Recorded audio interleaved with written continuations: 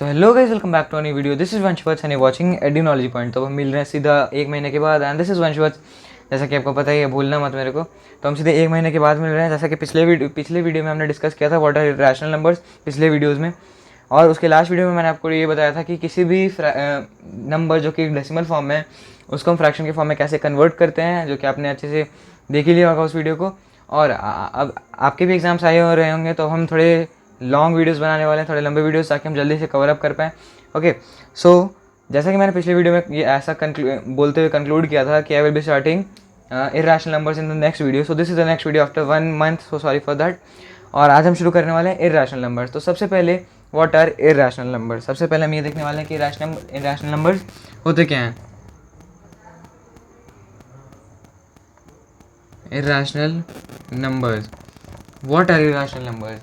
सो वो नंबर जो कि कभी टर्मिनेट हो, यानी कि जब हम उन्हें डिवाइड करें तो उनका वैल्यू जीरो ना आए, यानी कि non terminating. Terminating decimal numbers क्या होता है? टर्मिनेटिंग डेसिमल एक्सपेंशंस वो डेसिमल एक्सपेंशन जिनको कि जब हम डिवाइड करते हैं, जब हम उन्हें डिवाइड करते हैं, किसी भी नंबर को जब हम किसी नंबर से डिवाइड करते हैं और उसका जब रिजल्ट जीरो आता है तो हम उसको क्या बोलते हैं? Terminating decimal. ठीक है, लेकिन अगर हम किसी भी नंबर को डिवाइड करें और उसका जो रिजल्ट है या फिर रिमाइंडर है वो ज़ीरो नहीं आ रहा है, तो हम उसे क्या बोलते हैं? नॉन टर्मिनेटिंग, यानी कि वो टर्मिनेट नहीं हो रहा है, यानी कि वो एंड नहीं कर रहा है, तो वो नॉन टर्मिनेटिंग होगा। और सेकंड क्या है कि वो टर्मिनेटिंग तो होगा ही नहीं, और सेकंड क्या है, वो रिपीट भी नहीं करेगा। मतलब ऐसे टर्मिनेटिंग डेसिमल्स में रिपीट करते हैं नंबर्स, लेकिन इसमें रिपीट नहीं करेगा। ठीक है, रैशनल नंबर्स में। तो आगे देखते हैं। तो हम एग्जाम्पल्स देखने वाले हैं रैशनल नंबर्स के हो क्या सकते हैं, जैसे कि रूट टू। ऐसे नंबर जो कि परफेक्ट स्क्वायर्स या फिर परफेक्ट क्यूब्स नहीं हैं, उन्हें क्या बोलते हैं? हम इरेशनल नंबर्स बोल सकते हैं। ठीक है, जैसे रूट टू किसी का परफेक्ट, रूट टू गेस करो, कोई रूट टू का वैल्यू है क्या? रूट टू की कोई वैल्यू है? जैसे नॉर्मल एक परफेक्ट नंबर में, जैसे रूट 4 की वैल्यू हमें पता है 2 होती है, तो एक परफेक्ट नंबर है, यानी कि विदाउट एनी पॉइंट वो नॉर्मल होल नंबर है, किसी भी डेसिमल फॉर्म में नहीं है वो। वैसे ही यहाँ भी डेसिमल फॉर्म में नहीं होना चाहिए, लेकिन रूट 2 एक इर्रेशनल नंबर है, क्योंकि उसका जो वैल्यू होता है वो होता है 1.4142 and so on. Am I correct guys? If I am correct then you can just write yes on the comment sections. यानी कि रूट 2 का वैल्यू क्या होता है? 1.4142। ठीक है, अगर आप सोच रहे हो कि रूट 2 की वैल्यू कैसे निकाली जाए, रूट 3 की वैल्यू कैसे निकाली जाए, रूट 4 की वैल्यू तो निकालने की जरूरत नहीं, रूट 5 की वैल्यू कैसे निकाली जाए, तो आपके लिए मैं एक स्पेशल वीडियो बनाने वाला हूँ, जिसमें कि मैं आपको बताने वाला हूँ कि किसी भी नंबर को, किसी भी रूट नंबर्स की जो कि एक इरेशनल नंबर है, उसकी वैल्यू कैसे निकाली जाती है। जैसे रूट 2 की वैल्यू 1.4142 है एंड सो ऑन है, तो उसकी वैल्यू कैसे निकालें। अभी जस्ट फॉर प्रायर इन्फॉर्मेशन आपको बस ये याद करके रखना। ठीक है, तो अब हम आगे देखने वाले हैं रूट 3 के बारे में। 3 की वैल्यू क्या है? रूट 3 की वैल्यू क्या है? अब आप देखो, अब आप मुझे आंसर करोगे। अब आप कमेंट सेक्शन ओपन करके बैठ जाओ और यहाँ पे एकदम ध्यान से मेरे बात। इसका कोई परफेक्ट रूट है कोई, मतलब जिसका कोई डेसिमल ना हो? बोल सकते हैं क्या? रूट 3 का अगर हम रूट निकालें, मतलब ऐसे 3 का रूट करेंगे अगर हम, तो कोई परफेक्ट नंबर आएगा क्या? नहीं आएगा, ऑब्वियसली नहीं आएगा, क्योंकि 3 का स्क्वायर तो 9 होता है वैसे से परफेक्ट नंबर, यानी कि रूट 9 का वैल्यू 3 हो सकता है, लेकिन रूट 3 की वैल्यू तो हमें किसी को नहीं पता। तो रूट 3 की वैल्यू जब हम, जो स्टेप मैं आपको बताने वाला हूँ, जो एक वीडियो बनाने वाला हूँ, अगर हम उससे निकालें तो वो क्या होती है? रूट 3 की वैल्यू 1.7320। अगर अभी मैं सही हूँ तो आप बता देना। मैं एक बार RS अग्रवाल में, यस वी आर करेक्ट, 1.7320। लेकिन अभी भी हम गलत थे, क्योंकि हमने उस एंड ऑन का साइन नहीं डाला था, इसलिए वी वर रॉन्ग। और गाइज अब हम देखने वाले हैं RS अग्रवाल में एग्जाम्पल्स ऑफ।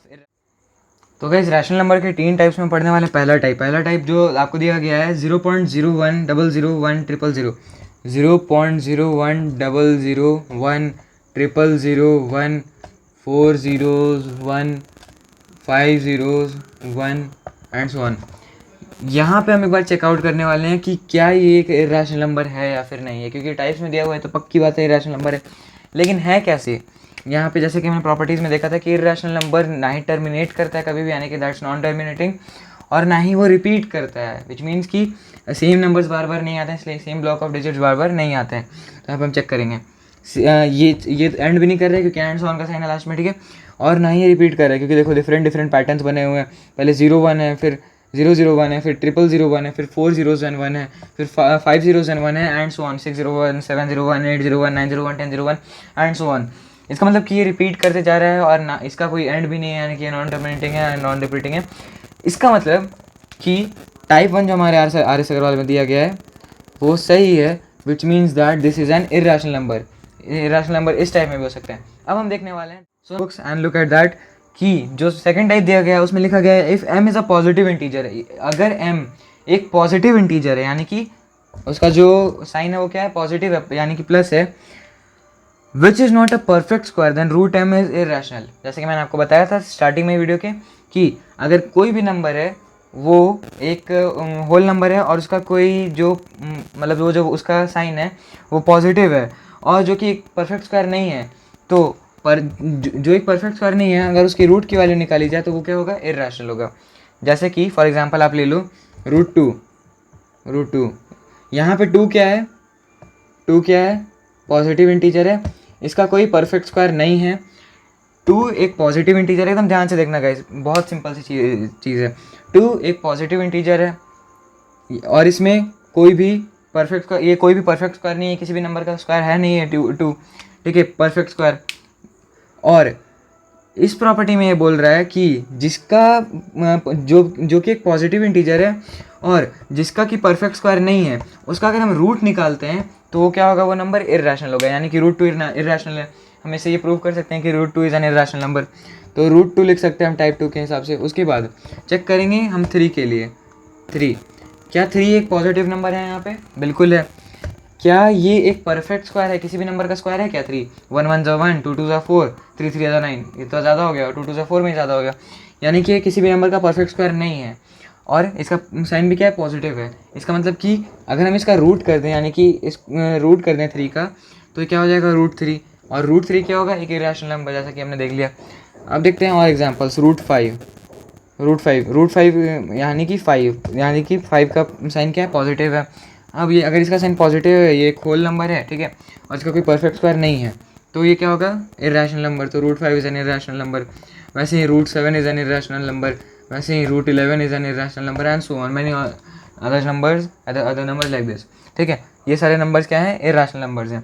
अब हम देखने वाले, अब guys type 3, what is type 3? Now we are gonna focus on that, what is type 3? Type 2 just similar to type 2। Type 2 में हमने क्या देखा था कि कोई भी एक पॉजिटिव नंबर है, ठीक है, अगर वो एक परफेक्ट क्यूब नहीं है तो वो क्या होगा, इर्रेशनल होगा। परफेक्ट स्क्वायर नहीं है तो वो क्या होगा, इर्रेशनल होगा। मैंने शुरुआत में ही इसके बारे में बता दिया। इसमें क्या होगा, अगर कोई भी नंबर जैसे रूट 2, ठीक है, root 2 sorry 3 root 2, cube root 2, ठीक है, क्यूब रूट 2, अगर ये 2 एक परफेक्ट क्यूब नहीं है और ये एक पॉजिटिव होल नंबर है तो ये क्या होगा, इर्रेशनल। ये भी वही चीज़ है। कैसे, देखो गाइज, मैं एक बार फिर से आपको एकदम उसी तरीके से बताता हूँ। 2 ले लेते हैं, कोई एक नंबर 2 ले लेते हैं, ठीक है। 2 एक पॉजिटिव नंबर है, isn't it? It is a positive number, we know that, okay. और क्या ये किसी भी नंबर का परफेक्ट क्यूब है? किसी भी नंबर का अगर हम क्यूब करें तो क्या वो 2 के बराबर आता है कभी भी? जैसे एक बार लिख लेते हैं क्यूब आपके लिए, 1 का क्यूब 1, 2 का क्यूब 8, यहाँ पे ही 1 से ज़्यादा मतलब 2 से ज़्यादा आ गया 8 डायरेक्टली, यानी कि 2 is not a perfect cube. if 2 is not a perfect cube and it is a positive number, which means that it is an irrational number according to type 3. Okay, so root 3 cube root 2, then one more can be cube root 3. What, cube root 3? Yeah, cube root 3 you can also look it at in your RS Agrawal, ठीक है। जैसे cube root 3 कैसे नहीं होगा, एक बार मैं आपको दिखा देता हूँ। 3 एक नंबर है, पॉजिटिव है, ये भी हमें पता है, लेकिन किसी भी नंबर का क्यूब करते हैं तो क्या वो 3 आता है? 1 का क्यूब करते हैं 1 आता है, 2 का क्यूब करते हैं डायरेक्ट 8 आ जाता है, यानी कि इसका भी कोई परफेक्ट क्यूब नहीं है, यानी कि ये भी एक इर्रेशनल नंबर है। अब पिछले केस में रूट 4 एक इर्रेशनल नंबर नहीं था क्योंकि रूट 4 की वैल्यू क्या थी, 2। अब हम यहाँ पे चेक करेंगे 4 के साथ। इस केस में क्या 4 एक पॉजिटिव नंबर है? हाँ बिल्कुल है, क्योंकि प्लस का साइन है आगे में। और क्या ये एक परफेक्ट क्यूब है किसी भी नंबर का? परफेक्ट क्यूब बिल्कुल भी नहीं है। ये एक परफेक्ट स्क्वायर है, भले ही परफेक्ट स्क्वायर है 2 का, लेकिन ये परफेक्ट क्यूब नहीं है, क्योंकि हम यहाँ पे देख रहे हैं 1 का क्यूब करते हैं तो डायरेक्ट 1 आता है, फिर 2 का क्यूब करते हैं तो डायरेक्ट 8 आता है, जो कि 4 से बड़ा है, तो इससे कम तो आ नहीं रहा है, यानी कि 4 भी है, क्या है, 4 एक परफेक्ट क्यूब नहीं है। और ये क्या है, 3 root 4 cube root 4 is an irrational number, ठीक है। ऐसे ही बहुत सारे एग्जाम्पल्स हैं, जैसे कि cube root 5, cube root 5, cube root 6, cube root 7, 3 लिखना भूल जा रहा हूँ, हाँ क्यूब रूट 7 ऐसे, ठीक है। लेकिन जब बात आती है क्यूब रूट 8 की, is this an irrational number? No, not at all. Cube root एक इरेशनल नंबर नहीं है, क्योंकि क्यूब रूट अगर हम निकालें तो अगर हम 8 को फैक्टराइज करते हैं तो 2 4 ज़ा 2 2 ज़ा, यानी कि 2 इंटू 2 इंटू 2, एक पेयर बना, ठीक है। तो एक पेयर बना, तो ये एक पेयर बना, मतलब ये एक ग्रुप बना, पेयर नहीं बना, एक ग्रुप बना 3 का, क्यूब में 3 का क्यूब बनाते हैं, ग्रुप बनाते हैं, तो ये कितना हो गया 2, यानी कि 8 2 का क्यूब है, परफेक्ट क्यूब, ठीक है। तो हम वहाँ पे 3 रूट 8 नहीं लिखेंगे, जानता हूँ घिच पिच हो गया इतना जगह है, फिर भी यहीं सॉल्व कर रहे हैं, so sorry for that. So अब हम एक ट्रिकी पजल करने वाले हैं, आपसे क्वेश्चन पूछने वाला हूँ मैं, ठीक है। आपको 5 सेकंड मिलेंगे उसका आंसर करने के लिए, ठीक है। तो उसमें मैं आपसे पूछने वाला हूँ कि पाई तो आप जानते ही होगे, आपने मतलब जानते ही होगे, पीजीटी मतलब सॉरी वो आप जब सर्कल का सरकमफेरेंस फाइंड करते हो, एरिया फाइंड करते हो, कुछ भी फाइंड करते हो, सिलेंडर का एरिया फाइंड करते हो, तो आप क्या यूज़ करते हो? पाई यूज़ करना इज नेसेसरी। और पाई की वैल्यू आप क्या जानते हो? 22/7। अगर मैं आपको बोलूँ कि पाई और 22/7 में मैं पूछूं कि कौन सा रैशनल है और कौन सा इरैशनल है, सो आप क्या बोलोगे? क्या बोलोगे आप बताओ मुझे, मतलब मैं आपसे पूछ रहा हूँ। पाई है यहाँ पे, ठीक है, और 22/7 है। अब एक बार मैं आपको 5 सेकंड दे रहा हूँ, आप आंसर करो कौन सा रैशनल है कौन सा इरैशनल है। So the time gets over now. और यहाँ पे आप जैसे कि देख सकते हो पाई है यहाँ पे और 22/7 है। अब यहाँ पे मैंने इंडिविजुअली 22/7 क्यों लिखा है?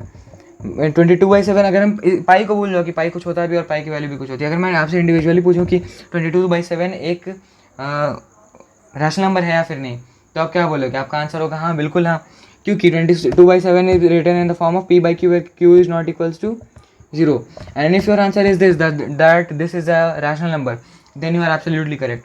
But if you say that pi is also a rational number, if you also say that pi is also a rational number, then you are absolutely wrong. Why guys? क्योंकि पाई की कोई फिक्स्ड वैल्यू नहीं है। जब हम 22/7 को divide करते हैं तो वो बहुत लंबा जाता है, मतलब, और 22/7 भी पाई की कोई फिक्स्ड वैल्यू नहीं है, that is an assumed value.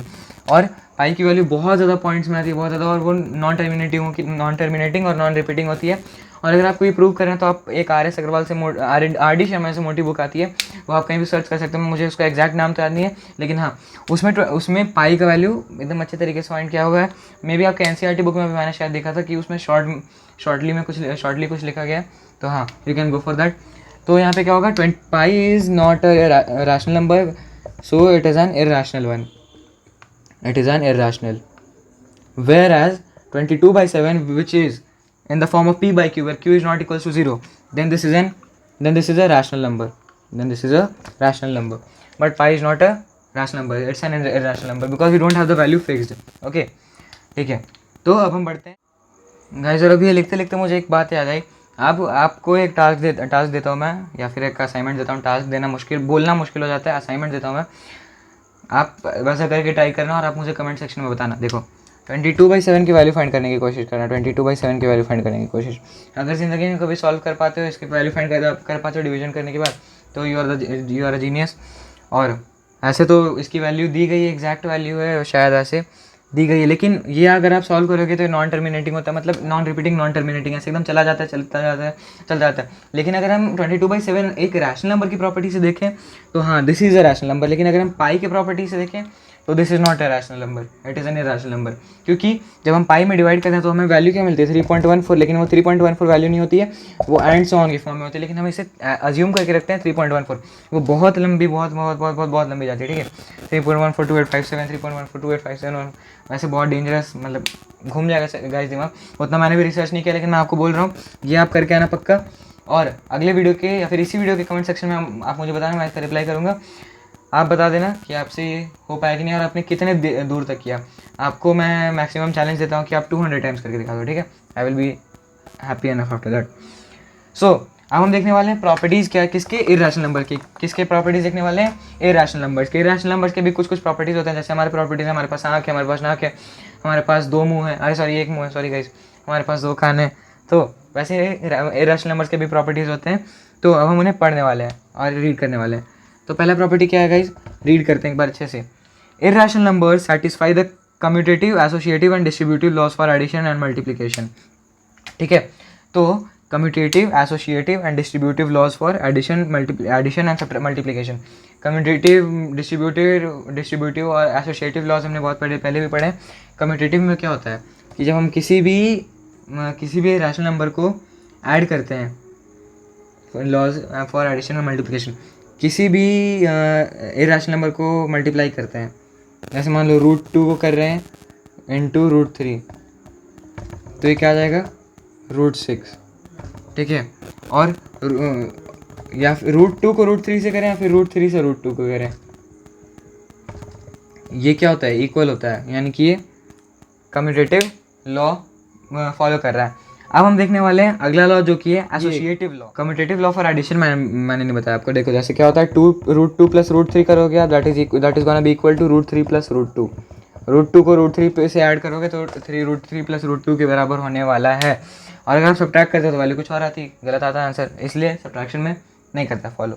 Distributive देखते हैं, सॉरी एसोसिएटिव देखते हैं। So guys this is a associative law, जिसमें कि अगर हम पहले दो नंबर्स को ऐड करते हैं शुरू में, ब्रैकेट के अंदर रखा है मैंने, उसके बाद फिर हम दूसरे नंबर को ऐड करते हैं तो इक्वल होगा इसके। जैसे मान लो एक एग्जांपल ले लो, ये तो होगा ही, वैसे एग्जांपल दे देता हूँ। 5 + 3 + 2 है, इसको मैंने मान लो यूँ ग्रुप किया, और 5 + 3 + 2 है, इसको मान लो मैंने ऐसे ग्रुप किया। तो हमें पता है बॉडमास रूल के हिसाब से कि हमें पहले ब्रैकेट वाला जो टर्म है उसे सॉल्व करना होता है। ठीक है, तो ये क्या हो जाएगा यहाँ पे 5 + 5 5 हो गया, विच इज़ इक्वल्स टू 8 + 2, यानी कि 10 = 10।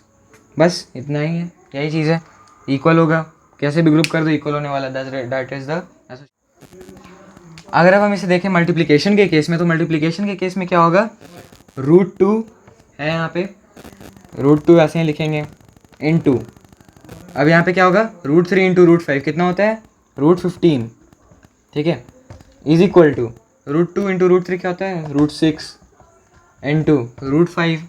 ठीक है, अब एसोसिएटिव लॉ ऑफ मल्टीप्लिकेशन क्या बोलता है कि अगर हम इधर कैसे भी ग्रुप करें, इधर भी किसी भी अपने हिसाब से ग्रुप करें, तो दोनों साइड की वैल्यूज क्या आने वाली हैं, सेम आने वाली है,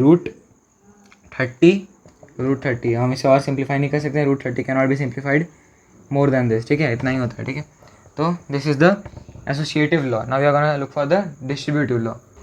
तो गाइस डिस्ट्रीब्यूटिव लॉ के बारे में हम क्या जानते हैं कि अगर किसी भी एक नंबर को मतलब अगर मान लो एक नंबर है, उसे हम b + c से मल्टीप्लाई कर रहे हैं, तो इसकी वैल्यू क्या होगी, a × b + a × c। वही सेम केस यहाँ पे भी है, इसकी वैल्यू इज इक्वल टू इतना। जैसे देख लो √3 है, अगर हम उसे मल्टीप्लाई करें √2 +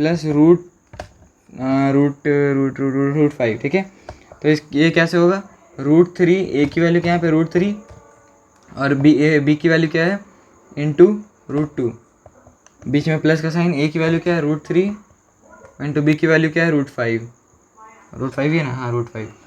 तो ये क्या हो जाएगा, √6 + √15। Just this is the distributive law of irrational numbers over multiplication and addition, of multiplication over addition। So guys video भी 20 मिनट का हो गया और टाइम भी कुछ ज़्यादा ही हो गया, मतलब वीडियो बनाने के हिसाब से अभी।